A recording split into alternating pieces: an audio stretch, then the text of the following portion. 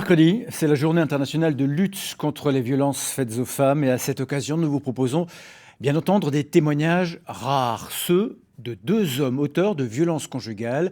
Ils ont été jugés, condamnés, ils ont suivi un stage de responsabilisation au sein d'une association strasbourgeoise. Pour comprendre pourquoi ils en sont arrivés là, Marie Coulon et Yves Lédig les ont rencontrés aujourd'hui.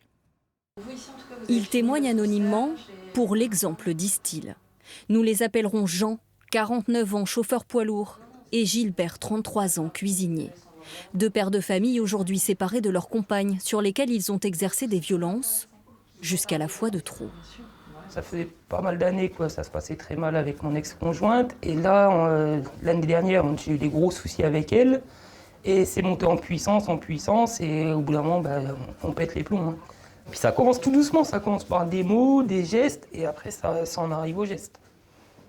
Ça peut être une bousculade, ça peut être une gifle, ça peut être la maîtriser au sol pour essayer de se défendre aussi. Parce qu'il ne faut pas croire que quand il y a ça, il n'y a qu'une personne qui est dedans. Les deux sont dedans.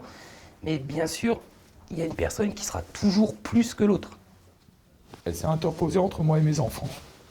Elle a commencé à me montrer du doigt, je lui ai attrapé le doigt, elle a commencé à me frapper à la figure, j'en ai fait de même, quoi. Et un homme de ma corpulence, on va dire, quand il en arrive aux mains, c'est pas pour jouer, quoi. Je l'ai attrapé à la gorge, je l'ai jeté au salon, et c'est de là que j'avais le poing fermé sur elle, et j'avais réfléchi à deux fois. Je savais pas, je voyais sa tête devant moi, et je savais pas si je devais taper à la figure. Et en fait, au dernier moment, je m'y suis rattrapé, et je lui ai mis un coup sur la tête, quoi. Des situations de non-retour, après des années d'engrenage, dont ils n'avaient jamais vraiment pris conscience. On est complètement dans le déni quand ça arrive. On ne se rend pas compte de la chose.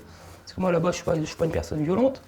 Mais c'est vrai que quand j'y repense à toutes les histoires que j'ai eues avec mon ex-femme, il y a eu énormément d'accès de violence, que ce soit surtout déjà verbal. Mais ça, on ne s'en rend pas compte. Quand on est dedans, on ne s'en rend pas compte. Après un dépôt de plainte, tous deux ont été condamnés par la justice en début d'année. Comme alternative à la prison ou à l'amende, ils ont accepté de participer à un stage de responsabilisation au sein de l'association Arcea.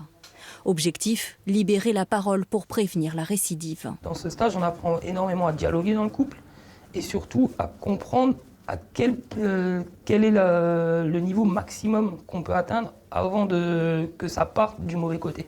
Il faut savoir fuir le problème quand on peut encore le fuir. Une fois qu'il est trop tard, il est trop tard. Plutôt que de, comme moi, rester dans une situation pareille pour arriver à une situation pareille, je préfère que ça fasse réfléchir quelques personnes et à ce que ça évite qu'ils en arrivent là, quoi. Désamorcer la violence par les mots. Depuis janvier, une centaine de ces hommes ont été pris en charge ici.